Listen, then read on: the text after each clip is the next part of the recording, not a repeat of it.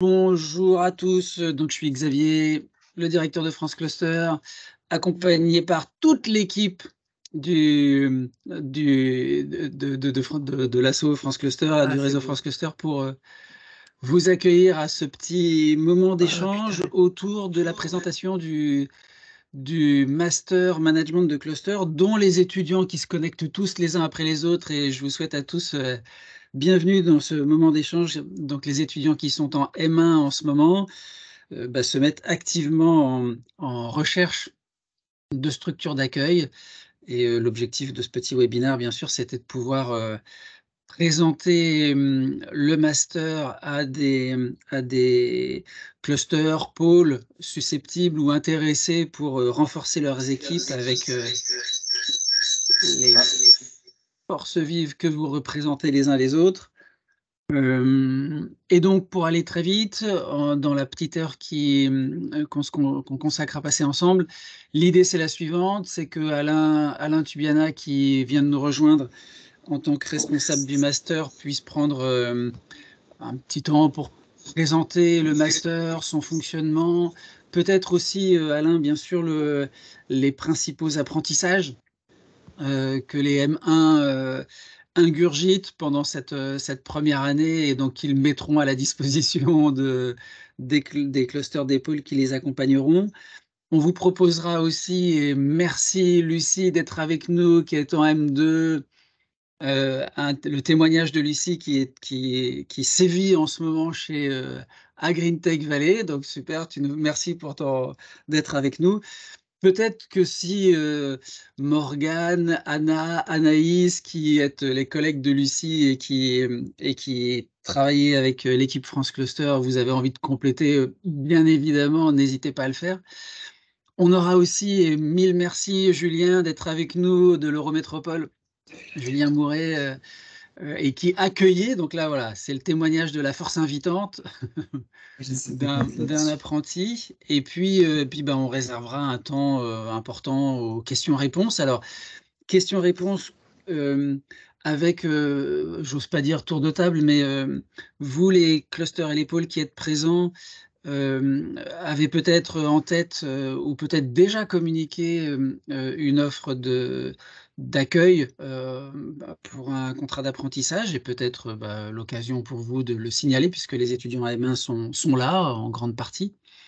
Et puis vous, les étudiants en M1, si vous avez des questions à poser, n'hésitez pas à les poser. Il y a des clusters en face de vous qui auront plaisir à y répondre. Si ça vous convient à tous, voilà le petit moment qu'on vous propose de passer ensemble.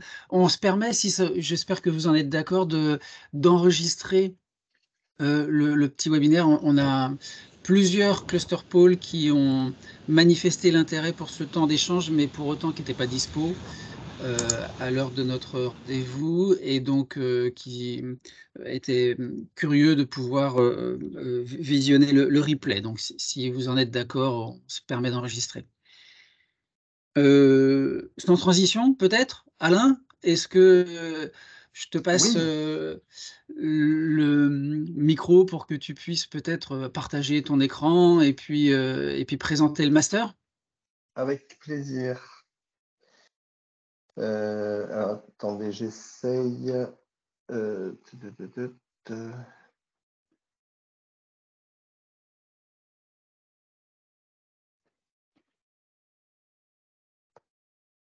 Ah, ici, il veut absolument que j'accepte qu'on puisse enregistrer. Désolé, c'est un petit peu compliqué.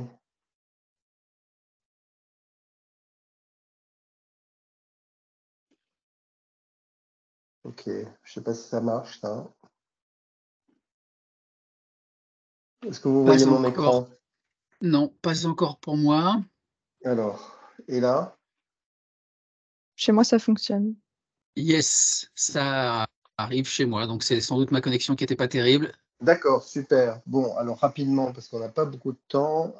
Bon, j'en ai profité pour afficher le futur nom du master, hein, qui changera officiellement pour la rentrée 2024. Mais bon, c'est un petit plaisir, voilà. Donc, il s'appellera Intelligence collective et écosystème innovant en Europe, pour élargir un petit peu le scope. Actuellement, il s'appelle Management de clusters et de réseaux territoriaux.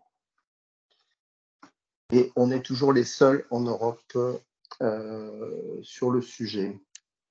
Alors, les objectifs du master, c'est de former de jeunes professionnels de la collaboration avec toutes les compétences nécessaires pour travailler dans un environnement collaboratif dans différents types d'écosystèmes.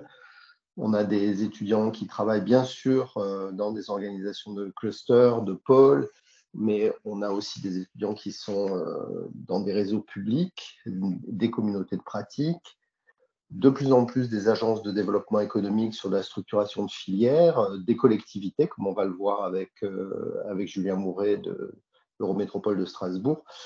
Et ce qui est intéressant, de plus en plus des entreprises, en général des entreprises importantes, qui ont le souci de développer la collaboration. Alors souvent, ce sont des entreprises qui sont multinationales et qui ont des problèmes de communication interne et qui souhaitent développer des communautés de pratique, voilà, comme ça a été le cas l'an dernier chez Stellantis ou comme c'est le cas cette année chez Delfingen, ça a été aussi le cas chez Schneider Electric.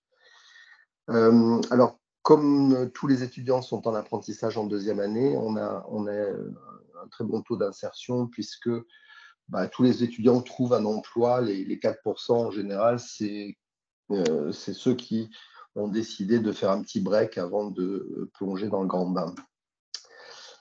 Les compétences visées par le master, c'est tout ce qui est méthode et outils de l'intelligence collective, la capacité à travailler quand même dans des environnements à la fois multilingues et interculturels. Bon, les clusters, c'est bien un espace de rencontres entre des cultures très différentes.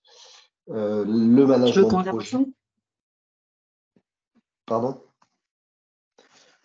Le management de projet, les démarches et les outils, à la fois de la créativité et de l'innovation, ont bien sûr le management des entreprises et des réseaux, les politiques publiques qui environnent en fait et qui accompagnent le développement des clusters, des écosystèmes, et puis tout un tas de soft skills sur la communication orale, écrite et même la négociation.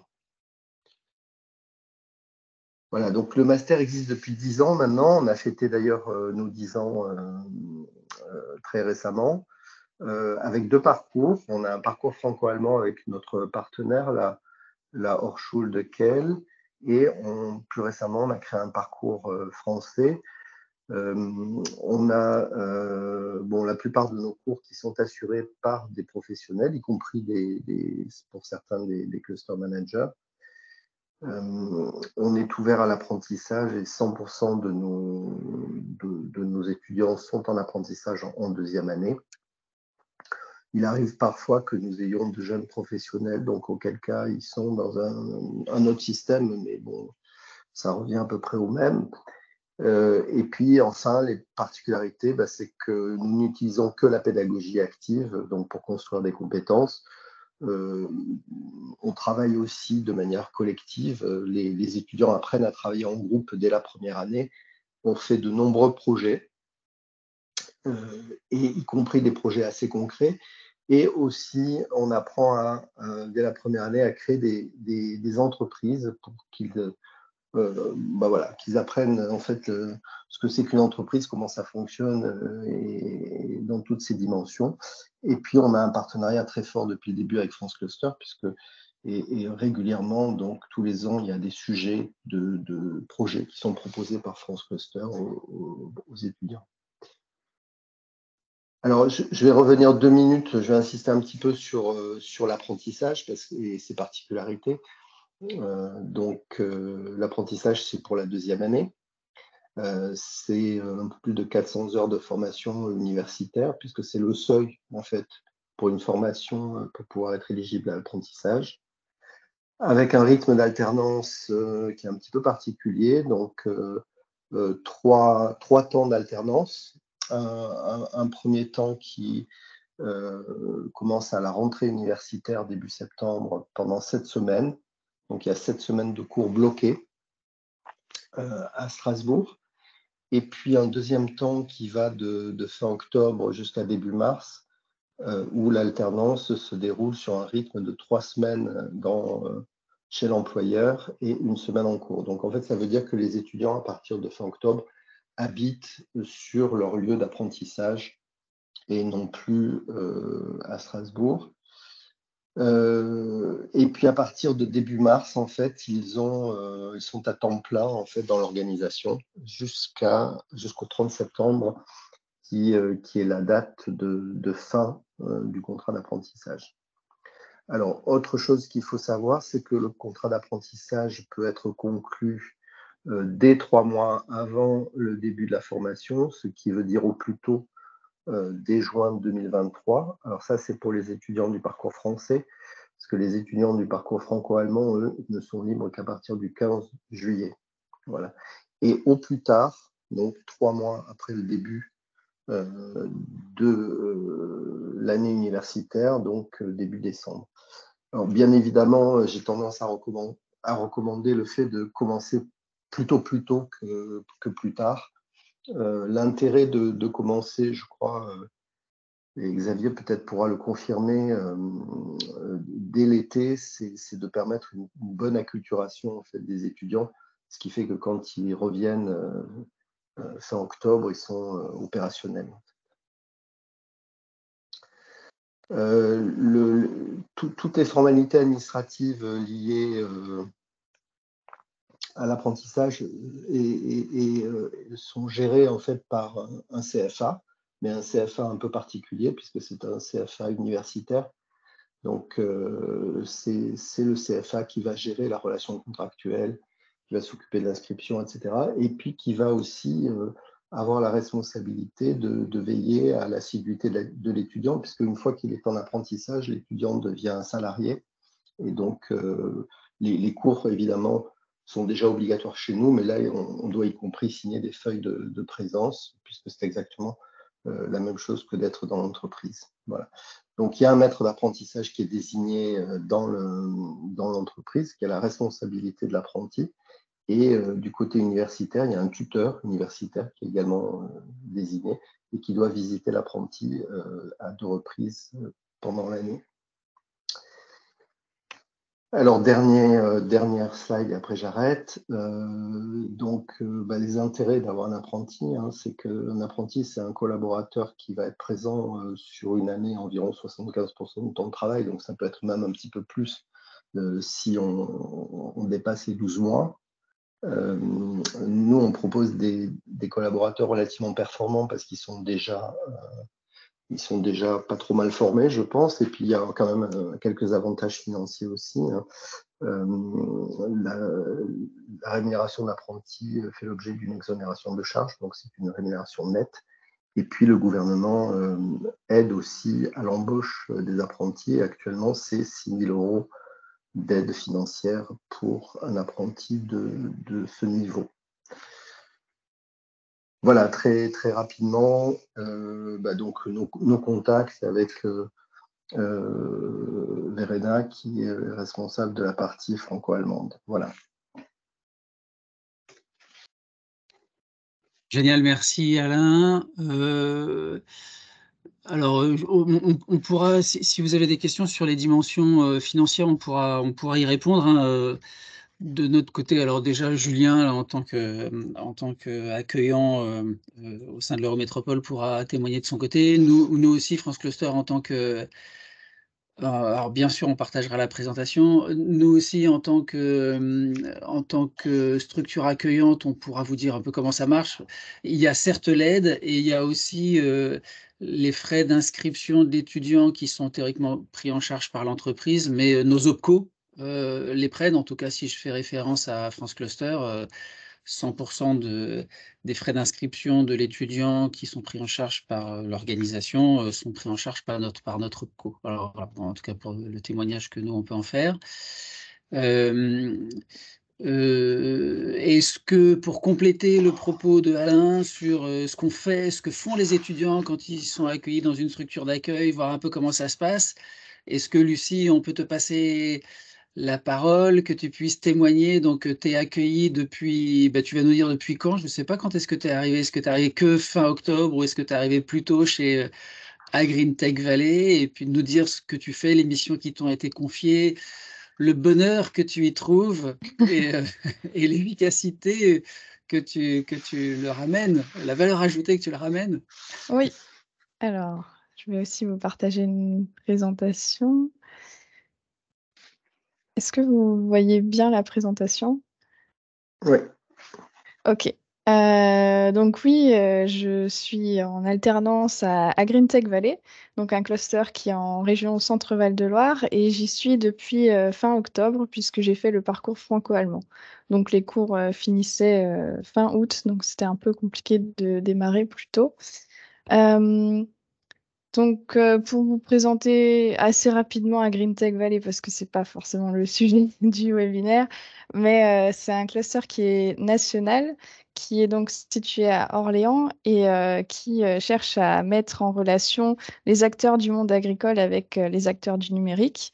Et donc, on a une offre de service qui va aller de la mise en relation, l'animation, l'ingénierie de projet.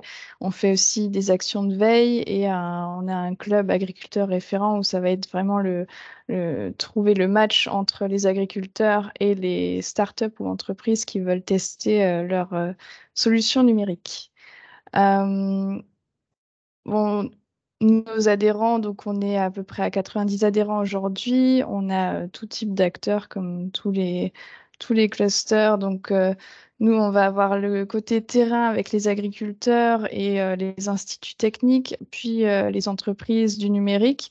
Et après, évidemment, les collectivités partenaires, donc les banques, d'autres clusters et pôles, des collectivités, des universités, des cabinets pour aider à l'ingénierie de projet. Dans l'équipe, on n'est que trois ou deux et demi, comme disent mes collègues. Donc, il y a Muriel qui est ma chef, la directrice du cluster. On a aussi Nicolas Magnès qui est chargé de mission R&D Innovation et qui a le côté plutôt technique. Et donc moi, je me suis greffée à cette équipe et je complète d'un côté plutôt, je dirais, opérationnel, justement, gestion du cluster au sens large. Et évidemment, j'ai pas les connaissances en agronomie, mais je peux soutenir le cluster de bien d'autres manières. Donc, par rapport aux missions que j'ai faites jusque-là, j'ai pris en charge tout ce qui est communication.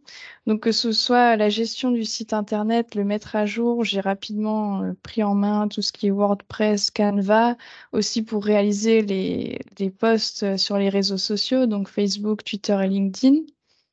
Euh, à côté de ça, on a évidemment les événements où là, je vais participer surtout à l'animation le jour J. Donc, le CIMA, c'est un salon international sur tout ce qui est nouvelles technologies pour l'agriculture. Et c'était ma troisième semaine en apprentissage où je suis partie à Paris avec mes collègues.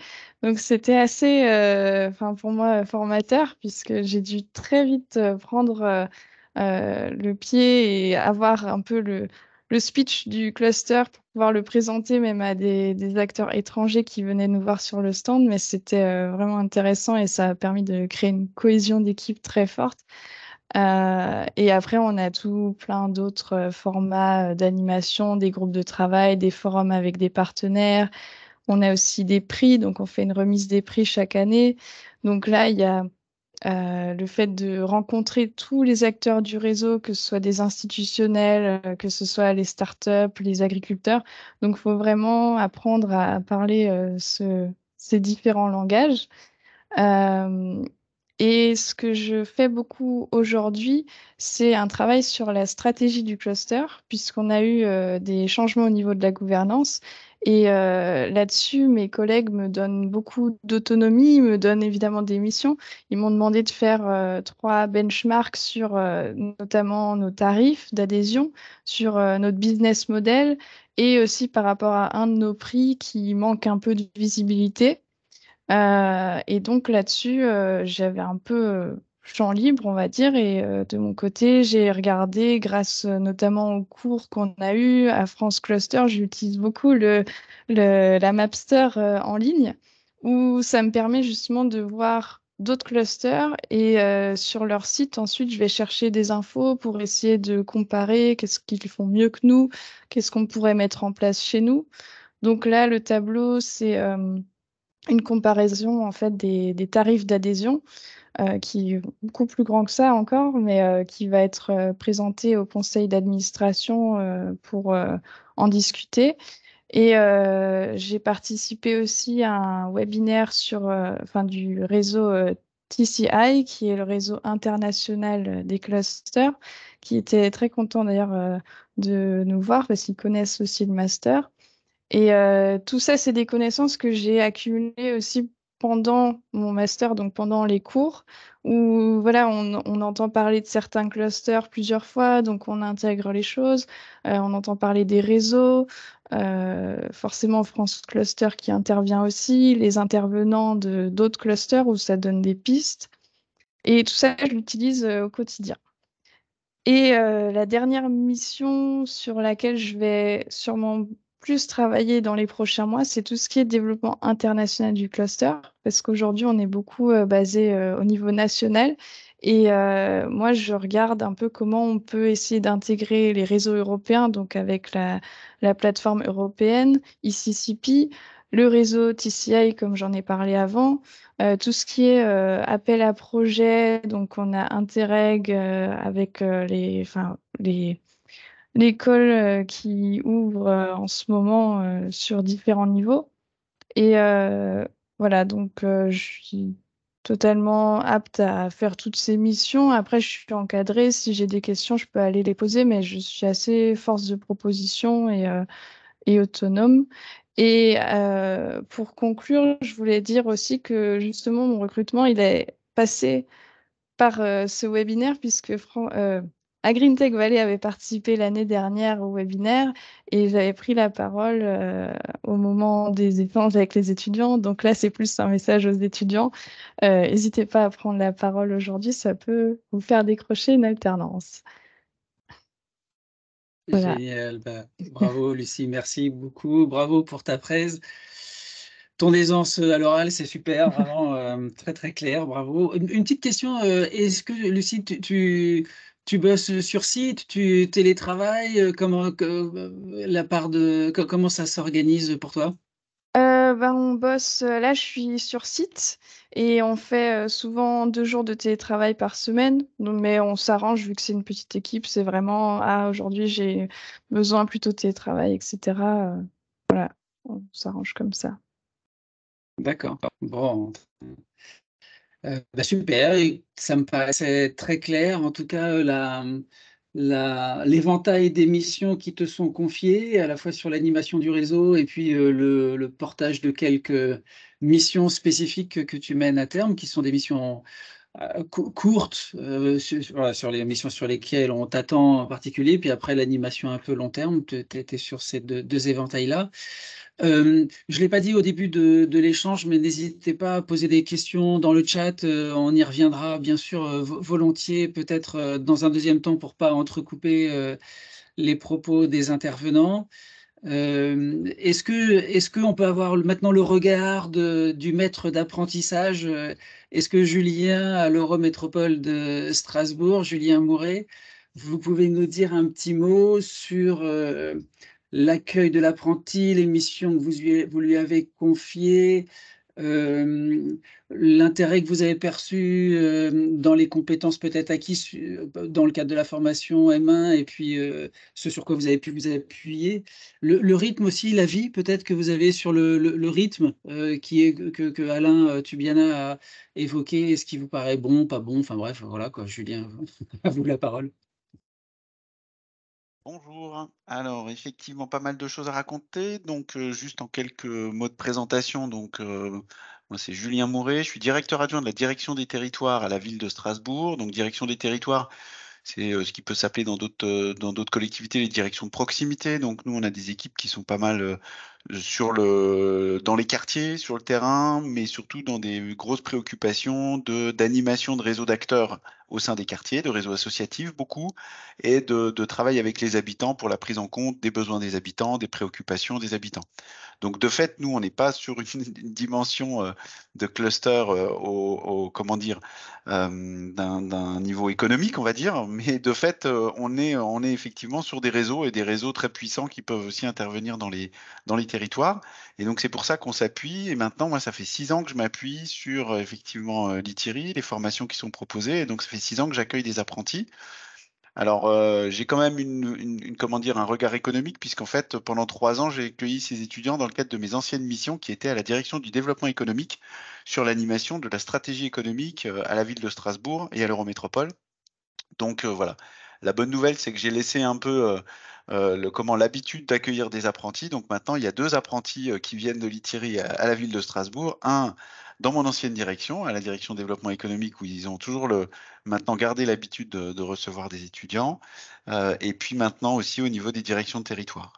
En général, nous, ce qu'on fait, c'est qu'effectivement, moi, j'aime beaucoup le travail dans la durée. Donc, c'est vrai que, il y a des choses qui ont été construites par les premiers étudiants que j'ai accueillis et qui continuent d'être développées, qui continuent d'être maintenues. On travaille beaucoup sur des outils de visualisation, justement par rapport à notre écosystème, on va dire, qui est explosé un peu dans la ville. Et donc, tous les outils de cartographie, d'agenda partagé, de cartographie d'écosystème aussi. Donc, pas forcément de la carte en réel, mais ça peut être utile. Et puis, tous les outils qui, à un moment donné, facilitent la visualisation collective. Donc, ça peut être même de la vidéo, ça peut être des supports de communication qui sont travaillés. Et en fait, nous, ce qui nous intéresse, c'est de travailler à une forme de récurrence de ces outils-là. Donc, c'est des choses qui ont été conçues avec les premiers apprentis. Et puis, finalement, là, maintenant c'est Mélissa qui est avec moi, quand elle est arrivée, les premiers mois, en gros, l'enjeu, c'est, et surtout quand l'alternance, elle est dans une phase un peu 3 semaines, une semaine, bah, c'est de se saisir de ces outils-là, de les découvrir, de les maintenir et finalement de rentrer dans le poste aussi et de découvrir les missions et les fonctions. Et puis progressivement, et en général, c'est aux alentours du mois de mars, on commence à basculer sur d'autres missions, c'est-à-dire que ça fait finalement, c'est un peu le lot quotidien du travail de l'apprenti. Mais après, il y a, en fonction des affinités des uns et des autres, des souhaits particuliers, du sujet de mémoire qui va être retenu, bah, une orientation sur d'autres thématiques. On sait aussi qu'on anime pas mal, nous, de séances d'intelligence collective. Donc aussi régulièrement, les étudiants, au début, quand ils arrivent, bah, découvrent un peu, peuvent aider sur la formalisation de supports. Nous, on utilise pas mal les outils comme Klaxoon ou d'autres outils de facilitation graphique, en tout cas. Donc c'est plutôt au début dans une mise en forme, et puis progressivement dans une conception de séance, voire dans une animation de séance. On est aussi sur d'autres techniques qu'on utilise. On utilise pas mal les séances de co-développement, par exemple, pour de la résolution de problèmes. Donc, il y a aussi des étudiants qui peuvent être témoins de ça au début et puis progressivement commencer à animer des séances. Voilà. Donc, ça, c'est un peu sur le contenu. Et puis, bien sûr, c'est un enjeu fort aussi de découverte des métiers. Nous, c'est aussi découvrir une administration. On est une organisation de plus de 8000 agents, enfin de plus de 7000 agents. Donc, c'est aussi de la compréhension voilà, de ces métiers-là. Le rythme, moi, il me va bien. C'est vrai qu'initialement, la formation avait un rythme avec 2 jours en entreprise et puis après 3 jours en cours qui était plus haché et qui était moins évident. Et là, c'est vrai que les 3 semaines, une semaine jusqu'au mois de mars, finalement, conviennent parfaitement. On a plutôt aussi quand même quelque chose d'intéressant, c'est que moi, sur les 6 apprentis que j'ai accueillis, il y en a 2 qui ont été recrutés ensuite au sein de notre administration sur des postes au développement économique. Aujourd'hui, c'est 2 collègues qui sont au développement économique et un autre collègue qui était avant aussi sur l'économie sociale et solidaire aussi. Donc, il y a des postes aussi variés, soit en interne, soit Giuseppe qui était avec moi en alternance il y a 2 ans. Maintenant, il est chez Luxinov. Donc, voilà, on voit bien que la bascule après peut se refaire dans des agences d'innovation ou d'autres secteurs. Donc voilà sur le rythme. Moi, c'est vrai que j'utilise moins ou peu les compétences linguistiques des étudiants, mais devenir dans une administration, des fois, c'est aussi finalement de comprendre le jargon et le langage finalement propre à une administration. Des fois, on n'est pas loin d'une langue étrangère, hein. Donc, je pense que cette appétence et cette habitude à être dans la compréhension et l'ouverture même culturelle, bah, de fait, ça facilite en tout cas l'intégration dans les organisations. Voilà. Ce que je peux dire aussi, et je trouve que c'est un marqueur vraiment intéressant pour moi, c'est qu'en général, les étudiants, quand ils arrivent, les apprentis arrivent, ils ont toujours une difficulté à se présenter, surtout pour nous dans une administration, je dirais classique, en évoquant le parcours de formation qu'ils suivent. C'est pas toujours évident et c'est pas toujours clair. Mais le marqueur que je vois beaucoup, c'est qu'à la fin, j'ai souvent quand même des collègues qui me disent: «Mais tu les recrutes où tes étudiants là, pour qu'ils nous sortent des trucs comme ça, des choses aussi surprenantes?» Voilà. Et donc, c'est là où je trouve que c'est intéressant, c'est un regard différent, c'est des approches différentes, tout en transversalité, mais qui finalement, en général, sans le savoir, répondent véritablement aux enjeux, organisationnels. D'autant qu'on est de plus en plus quand même sur des organisations plutôt à l'horizontale qu'à la verticale et donc dans ce cadre-là, l'animation, les dynamiques d'intelligence collective et d'animation sont vraiment, précieuses et on est encore sans doute un peu sous-dotés, soit en compétences, soit en expertise par rapport à ces questions-là. Donc voilà, moi, ce que je retiens et les liens avec l'université sont assez fluides aussi, les rencontres régulières avec le référent université, 2 temps dans l'année, voilà, ça, y a pas de souci. Il faut dire aussi que j'interviens à l'université, donc ça me facilite quand même les liens avec les étudiants, voilà, dans 2 séquences. Mais néanmoins, c'est des choses qui sont très fluides. Et puis dernier point, je n'ai jamais eu aucune difficulté avec les étudiants que j'ai reçus.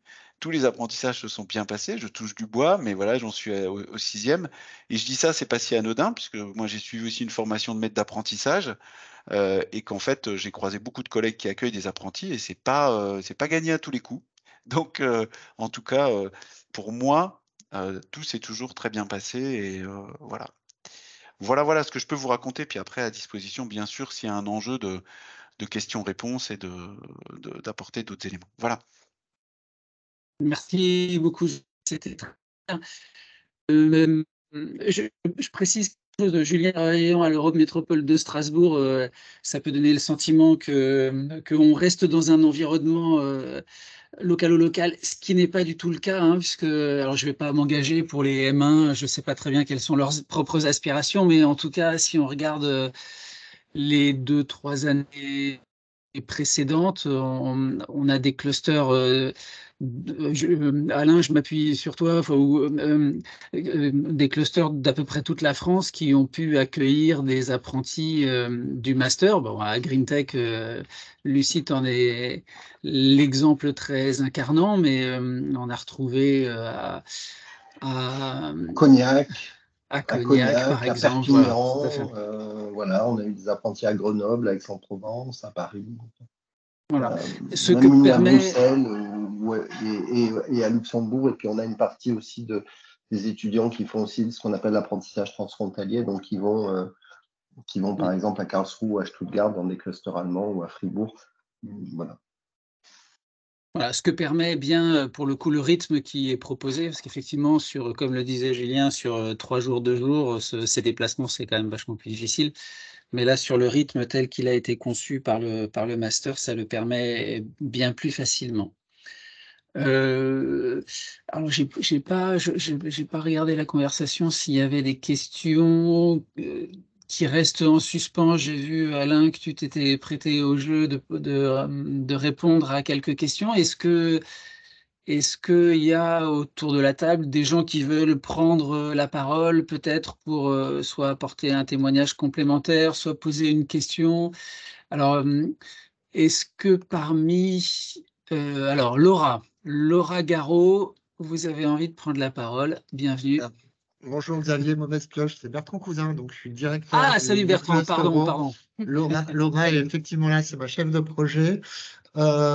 Merci pour cette présentation. Et effectivement, nous avons pris contact avec l'Uni pour justement recruter un alternant au cluster Euro. Donc nous, on est basé à Évian, en Haute-Savoie. Et on travaille bien évidemment sur tout ce qui est thématique de l'eau. On a une dimension transfrontalière puisqu'on est un cluster franco-suisse basé de droit français, mais on est effectivement basé à Évian. Et donc voilà, ma question que j'ai posée par ailleurs cette semaine par mail, c'est comment procéder pour offrir une offre d'alternance au sein de l'université avec ce que je viens de comprendre en suivant cette visioconférence, la possibilité de recruter notre alternant avant l'été, puisqu'effectivement, je pense que le plus tôt est le mieux pour appréhender les enjeux d'une structure comme les nôtres. Et puis je pense qu'ils sont déjà formés puisqu'ils ont déjà étudié en Master 1, donc ils ont déjà une bonne connaissance théorique. Et donc maintenant, voilà. Alors, je vais vous répondre directement, c'est très simple. Donc, vous pouvez m'adresser par mail juste un descriptif du poste avec les missions que vous souhaitez confier à l'alternant et qui sera la personne en charge de l'apprentissage, parce que ça, c'est très important. Il faut qu'il y ait un référent.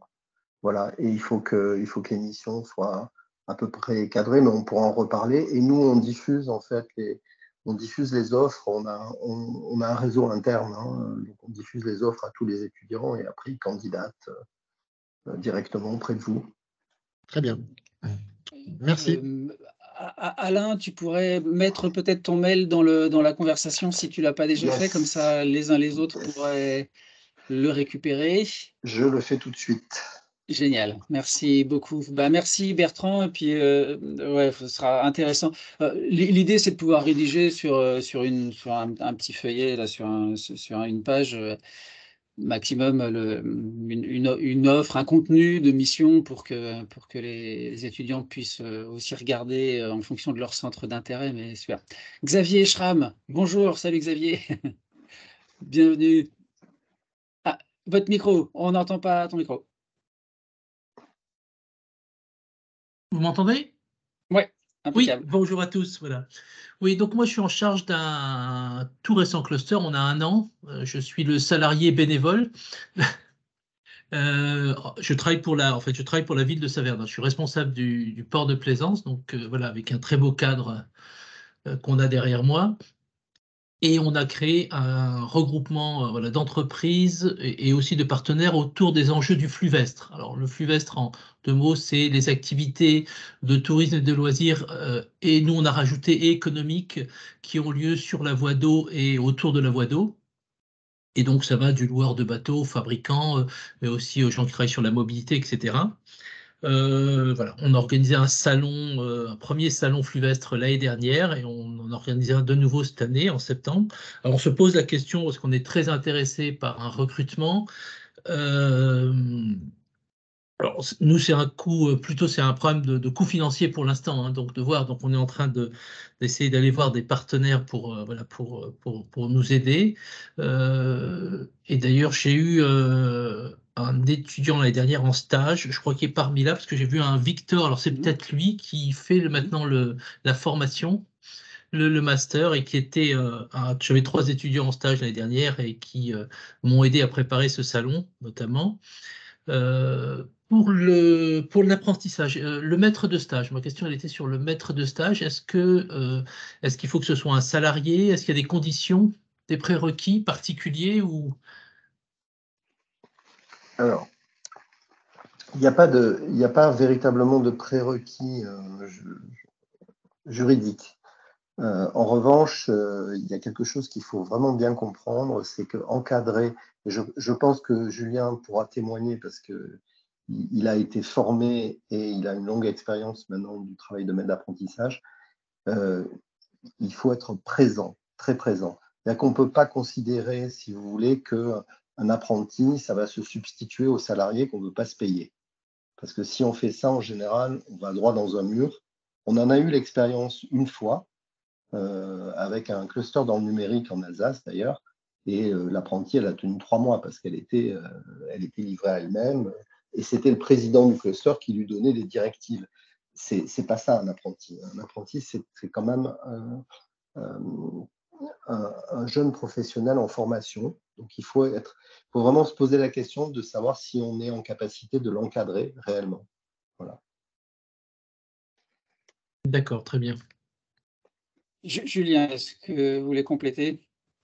Ouais, je peux compléter effectivement. Donc, nous, à la ville de Strasbourg, effectivement, il y a des formations maîtres d'apprentissage, justement pour bien prendre conscience de l'accueil spécifique et c'est pas comme un accueil de stagiaire. Donc encore une fois, même si finalement il y a plein de choses qui peuvent être similaires, mais il y a vraiment un enjeu comme le disait Alain, à accompagner la montée en compétences, d'étudiants qui progressivement deviennent des professionnels et donc il y a vraiment cet aspect-là. Moi, très pragmatiquement, je partage mon bureau avec l'apprenti. C'est-à-dire que le choix que j'ai fait, c'est d'être dans une proximité c'est-à-dire, l'apprenti va entendre ce que je dis, les temps d'échange que j'ai au téléphone, voilà et c'est tout ça qui va nourrir, des échanges. Et donc je pense qu'il faut vraiment être dans cette logique-là. Après, je trouve que les formations, encore une fois, elles font vraiment sens. Si jamais vous avez l'occasion, nous, il y en a une en tout cas qui est proposée, parce qu'à un moment donné, ça replace aussi, les devoirs, la question de l'accueil. Parce que la question de l'accueil, c'est quelque chose de déterminant aussi. Comment on prépare l'arrivée, comment on s'assure qu'il y a bien un bureau, comment on s'assure qu'il y a bien un ordinateur, comment on travaille aussi sur la présentation, comment l'apprenti va se présenter aux autres. Tout ça, par exemple, c'est plein d'éléments qui sont aussi sur le savoir-être et la compréhension des codes de l'entreprise. Et donc, il y a tous ces éléments-là qui me semblent déterminants et je pense qu'ils sont déterminants aussi dans le succès finalement que ça donne. Donc voilà, en tout cas, là-dessus, mais comme le disait Alain, je crois pas après moi je suis pas spécialiste, mais je pense pas qu'il y ait effectivement d'obligation légale par rapport à ça, d'obligation réglementaire. Mais en tout cas, c'est des éléments déterminants dans la réussite finalement de l'accueil d'un alternant dans une organisation, quoi. Julien, je voudrais de rajouter un point qui n'est pas du tout en lien avec en management que vous, Julien, Alain, sur laquelle vous avez insisté, un cadre plus juridique et financier. On a eu l'exemple d'un cluster qui n'avait pas de salariés, qui avait proposé de recruter un apprenti. Il y a quand même, je reviens là-dessus, mais le coût de l'inscription de l'étudiant à la formation pris en charge par locaux. S'il n'y a pas de salariés dans le cluster, il n'y a pas de paiement du cluster de taxes d'apprentissage, donc il n'y a pas d'OPCO, et donc pour le coup, les frais d'inscription seront à la charge de l'association, quoi. C'est un coût qu'il faut intégrer. Enfin, je ne sais pas si Alain, tu veux réagir là-dessus, mais en tout cas, on avait eu cet exemple-là d'un cluster qui avait imaginé accueillir un apprenti, puis finalement a rétro-pédalé au dernier moment parce que justement, sur cette dimension-là, il n'a pas pu suivre. Le coût de la formation, je ne sais plus de combien il est, enfin, on pourrait en reparler. Alors, ce sont les OPCO, hein, je tiens à le préciser, pour pas qu'il y ait d'ambiguïté. Ce sont les OPCO qui décident en fait du montant de la formation. Donc, ce n'est pas nous, université. Donc, on a été valorisé à 8 500 €. Donc, le coût à payer par la structure d'accueil. Alors, là, je parle de structure d'accueil privée parce que pour le public, c'est différent. Pour le privé, c'est 8 500 €. Donc, si vous n'avez pas effectivement d'OPCO parce que vous ne cotisez pas, parce que vous n'avez pas de salariés, là, vous allez devoir payer aussi 8 500 €, ce qui fait un petit peu plus que la prime de l'État. Il n'est pas notre cas, par exemple, nous, chez France Cluster, qui accueillons cette année 3 apprentis là, qui sont présentes, là, Morgane, Anna et Anaïs. Les 3 fois 8 500 € sont pris en charge intégralement par notre OPCO. Donc, en fait, là-dessus, c'est transparent pour nous. Et on a l'indemnité mensuelle à payer et qui est en partie compensée par l'aide d'État que Alain a présentée tout à l'heure. Est-ce que parmi les participants ou les clusters participants ou les autres structures Xavier, j'espère que vous avez eu les réponses à vos questions. N'hésitez pas sinon. Et puis sinon, je ne sais pas, est-ce que Michel Armand, Vallée de l'énergie ouais, super, Michel, tu lèves la main. Merci. Alors, j'active ma caméra au dernier moment. Bonjour. Salut. Bonjour tout le monde. Aussi bonjour aux étudiantes et étudiants qui sont présents. Alors effectivement, Michel Armand, je suis directeur d'un cluster d'entreprise qui est basé à Belfort et qui rayonne en Bourgogne et en Franche-Comté et qui a pour vocation de fédérer les acteurs industriels et académiques qui sont engagés dans la transition énergétique. Ça veut donc dire qu'on accueille en notre sein des écoles d'ingénieurs, des IUT, mais aussi des entreprises qui sont de près ou de loin liées aux énergies du plan vert de l'Union européenne, donc les énergies renouvelables, mais aussi l'hydrogène et le nucléaire, qui est une énergie de transition, en tout cas bas carbone. Et effectivement, nous sommes un cluster qui renaît un peu parce qu'il a eu une pause pré-Covid, on va dire. Et il faut tout relancer avec une nouvelle organisation, une nouvelle gouvernance. J'ai pris la direction le 3 octobre et notre ambition, c'est eh bien d'agir sur, on va dire, 3 missions. Je vais être très rapide, hein. L'animation de ces acteurs industriels et leur rapprochement avec le monde académique. La deuxième chose, eh bien, c'est communiquer sur notre existence, hein, parce qu'un cluster qui renaît, il y a beaucoup de travail. Et le troisième point, c'est accompagner aussi des projets techniques où là, il y aura un recrutement d'un chargé de mission. Donc là, c'est un volet recrutement, mais en parallèle de ça, on souhaite eh bien, accueillir en notre bureau, là, juste à côté de moi, eh bien, un ou une apprentie eh bien, pour prêter main forte à cette redynamisation de cluster. Et en fait, la mission correspond, elle est en tout cas assez proche de celle qui a été décrite en tout premier par l'étudiante dont j'ai oublié le prénom, il faut m'en excuser. Donc voilà, c'était Lucie, je crois, c'est ça? Oui, voilà, donc la mission qui est proposée a de fortes connexions avec celle dont Lucie a parlé tout à l'heure. Enfin, de fortes connexions, de fortes similarités, pardon. Voilà, donc il y a presque tout à faire et donc de beaux challenges. Et on va donc, Michel, on va recruter, oui, cet apprenti. La fiche de poste est en cours d'écriture. Elle va être finalisée ces jours-ci ou plus tard la semaine prochaine. Et juillet est un bon mois pour accueillir ce début de travail. génial, impeccable, Michel. Ben, je crois que le groupe d'étudiants attendra sur ce cluster hautement stratégique au regard de la thématique, n'est-ce pas? Oui, c'est un peu stratégique parce qu'il y a des acteurs industriels qui ne sont pas forcément faciles. Donc, il y a du challenge, hein. Il y a des petits industriels, il y a 5 personnes, et puis des très gros comme EDF et General Electric, où là, voilà, les interlocuteurs ne sont pas du tout les mêmes.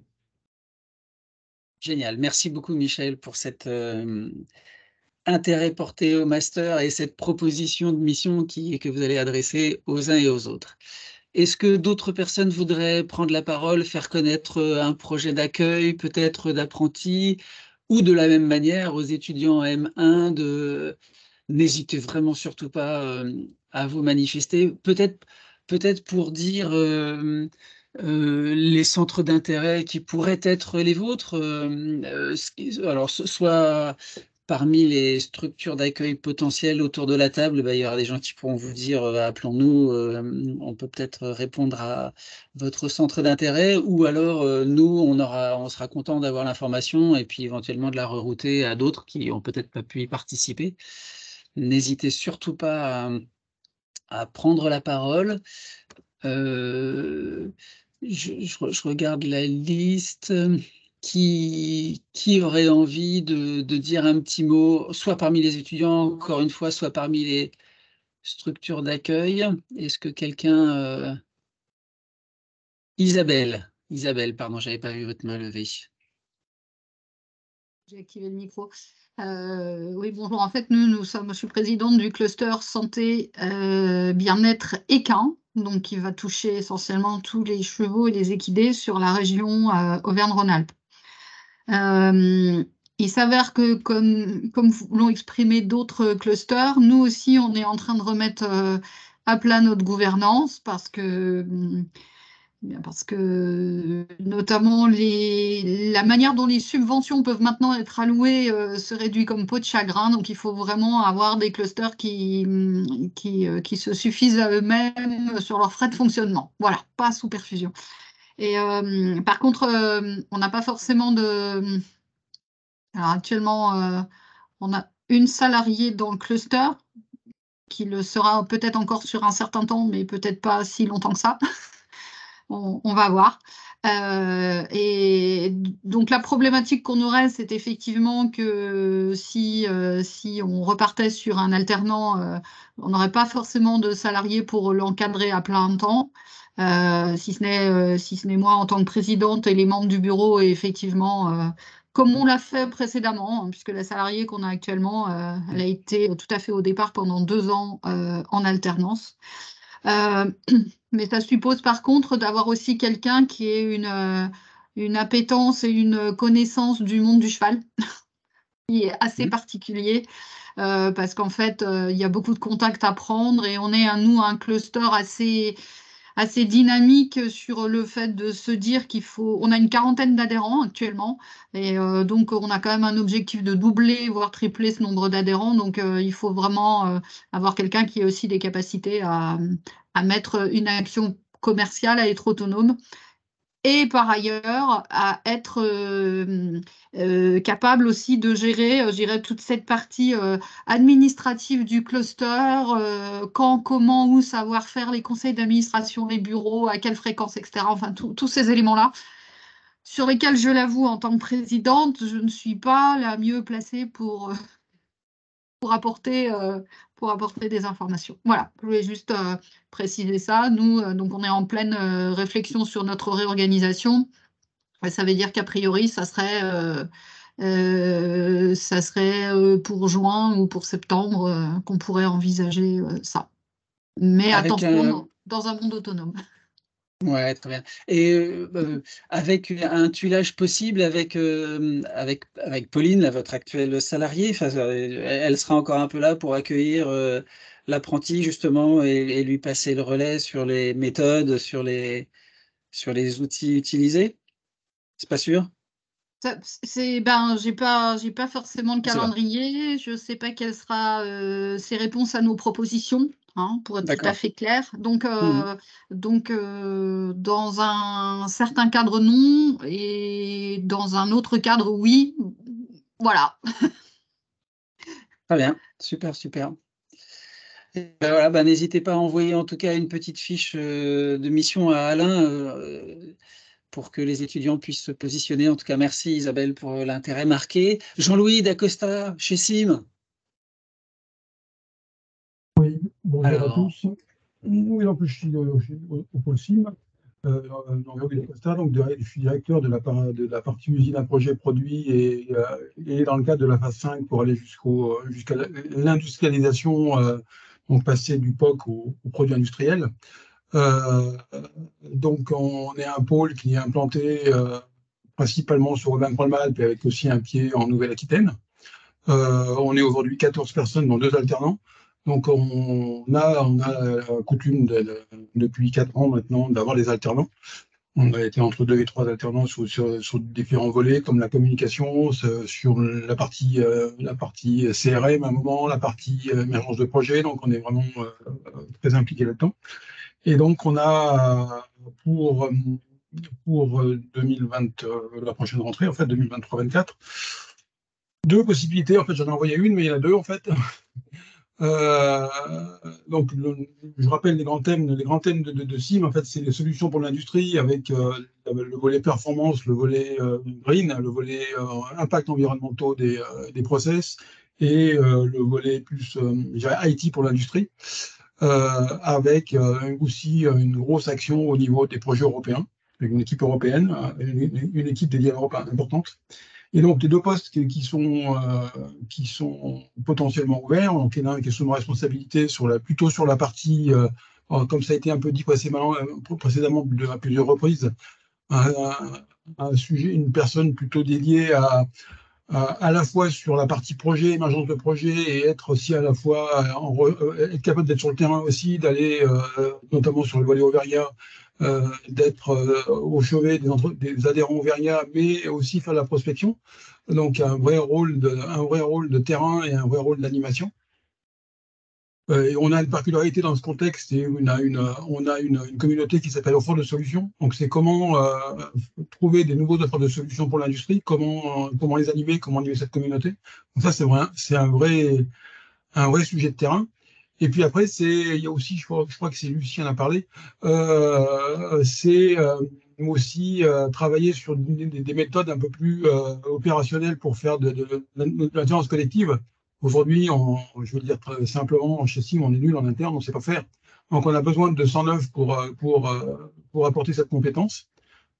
Donc voilà, ça c'est le premier sujet. Et le deuxième, c'est quelqu'un plutôt orienté Europe. On a en permanence aujourd'hui entre 2 et 4 projets européens. Pour ça, il faut répondre à des calls, donc plutôt en termes d'un data clustering. On répond à une dizaine de calls par an. Aujourd'hui, celui qui fait les réponses et celui qui gère les projets, c'est le même. Donc, il y a besoin d'avoir quelqu'un avec lui pour augmenter en fait le potentiel du pôle sur la partie Europe.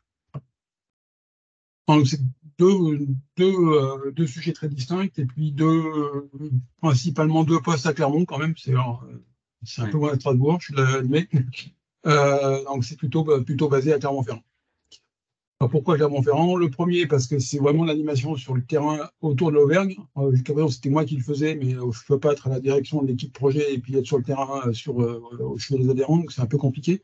Donc, c'est évident, ça veut dire aussi qu'il y a un travail avec moi en direct et puis un tuilage avec moi. Et l'autre projet aussi au niveau de l'équipe Europe, qui serait sur Clermont, pour une raison très simple, c'est que le financement, c'est Clermont qui le fait. Voilà. Mais c'est bien pour une vision globale du pôle. Voilà. Ouais. Non, mais l'Europe est un beau sujet qui les intéresse globalement, donc c'est bien, c'est intéressant. Ouais. Et bravo pour la phase 5 remportée. Merci. Michel, tu relèves la main, est-ce que tu veux rajouter quelque chose? Oui, non, j'ai une question par rapport à ce qui a été mis dans la conversation par monsieur sur le début par monsieur Tubiana. Début juin pour le parcours français et fin juillet pour le parcours franco-allemand. Ça veut dire qu'on peut quand même démarrer en juillet ou il faut vraiment démarrer en juin et en fin juillet suivant Enfin, c'est des dates de début à partir d'eux ou c'est impératif? Non, c'est à partir d'eux. D'accord. C'est-à-dire que il y a des règles en fait sur l'apprentissage. Hein. C'est en gros le contrat d'apprentissage peut démarrer au plus tôt 3 mois avant le début de la formation. C'est pour ça que ça fait début juin. Et au plus tard 3 mois après le début de la formation. C'est-à-dire qu'il y a une fourchette entre début juin et début décembre. Mais évidemment, enfin, comme je le disais tout à l'heure, le plus tôt c'est le mieux malgré tout. Oui. Parce que ça permet de mieux acculturer l'étudiant et de donner une bonne perspective.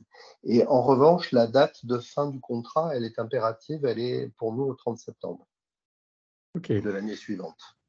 Ok. Et question subsidiaire, est-ce que je pourrais être mis en relation avec monsieur Dacosta? Là, on est dans du réseautage à travers le réseautage, mais c'est un bon exemple.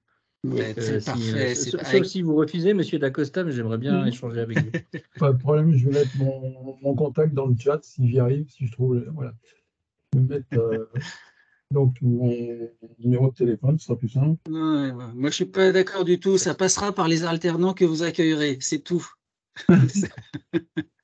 Non, mais très bonne idée, bravo. Peut-être pour compléter par rapport à la question de Michel, nous, chez France Cluster, on a effectivement accueilli des apprentis avant l'été. Effectivement, c'est très agréable parce que on apprend à se connaître, on a le temps de transmettre, notamment pendant cette période estivale, les méthodes, les outils, le temps de s'acculturer. Enfin, c'est vachement intéressant. Et comme ça, quand la personne revient à partir de fin octobre, on a effectivement quelqu'un de très opérationnel et ça, c'est très pratique, c'est très agréable. C'est très frustrant aussi parce que juillet, août, on est ensemble et puis tout d'un coup, la personne s'en va suivre ses formations et donc là, en septembre, octobre, on se sent tout seul, tout nu pendant, pendant 2 mois et donc on a hâte de revoir revenir notre alternant à partir de fin octobre. Voilà, il y a quand même ce temps d'interruption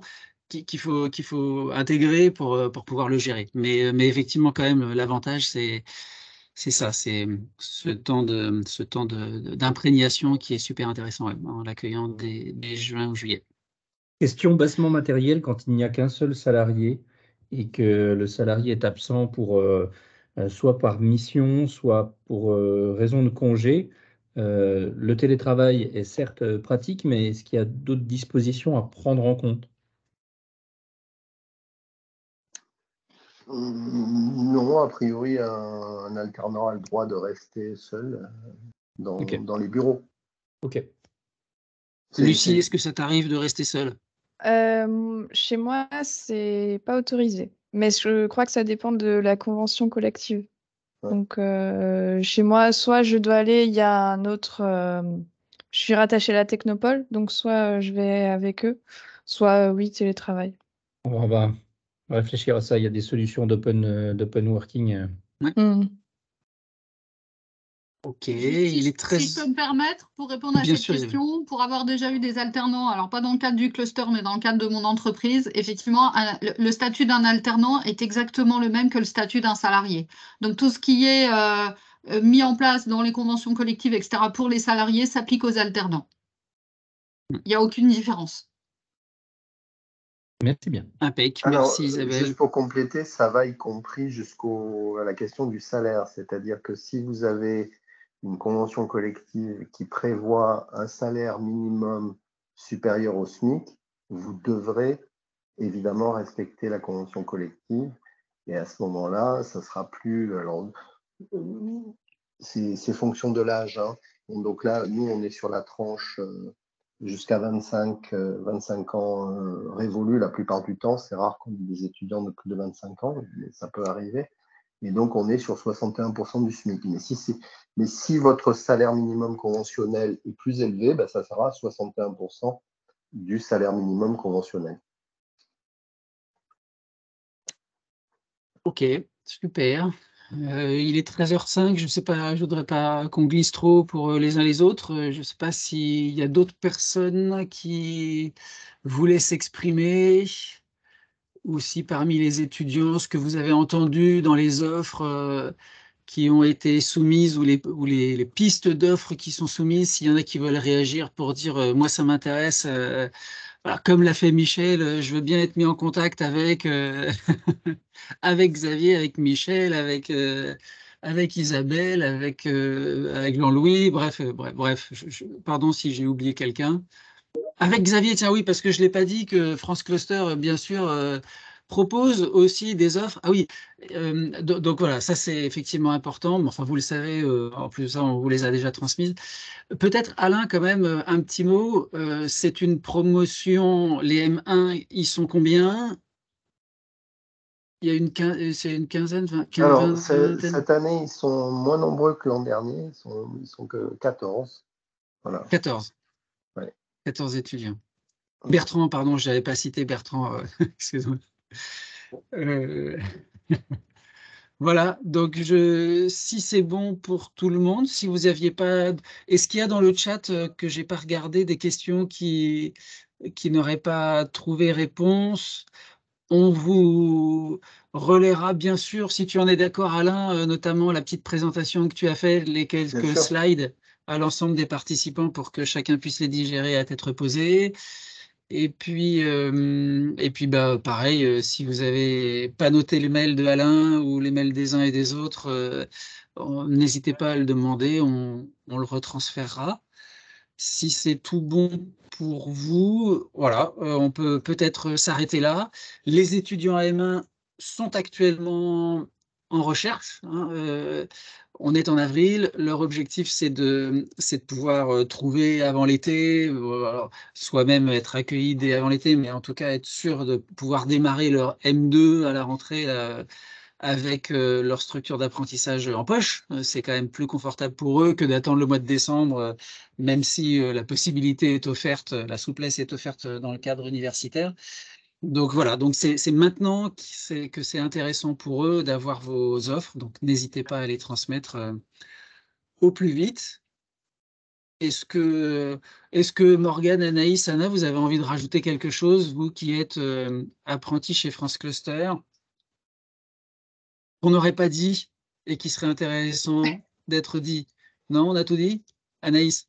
Bah, je pense qu'on a tout dit. Non, c'est vraiment une expérience super. Donc, franchement, n'hésitez pas à prendre un alternant parce que si vous vous posez la question, n'hésitez pas.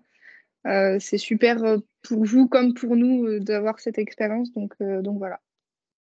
Génial, merci Anaïs. Et puis voilà, effectivement, je rebondis sur le message de Julien, pardon, Julien Mouret. la métropole propose aussi des offres de son côté, je ne l'avais pas cité, pardon. Impeccable. Bah, écoutez, ce que je vous propose, c'est qu'on clôt là ce petit webinaire de présentation. On se tient tous à votre disposition pour accompagner le mouvement, cette mise en relation. Mille merci, Lucie, pour ta présentation hyper claire. C'est vraiment sympa d'avoir fait le job. Julien, pareil, merci à tous d'avoir été là. Alain, on garde le fil pour faire vivre la promo. Oui, je vous envoie ma présentation. À très bientôt à tous. Merci pour votre... Alain, Merci tu voulais beaucoup. rajouter quelque chose? Non, bon après-midi à tous. Et puis, bon après-midi. Au revoir. Merci. Merci, revoir. au revoir. Au revoir.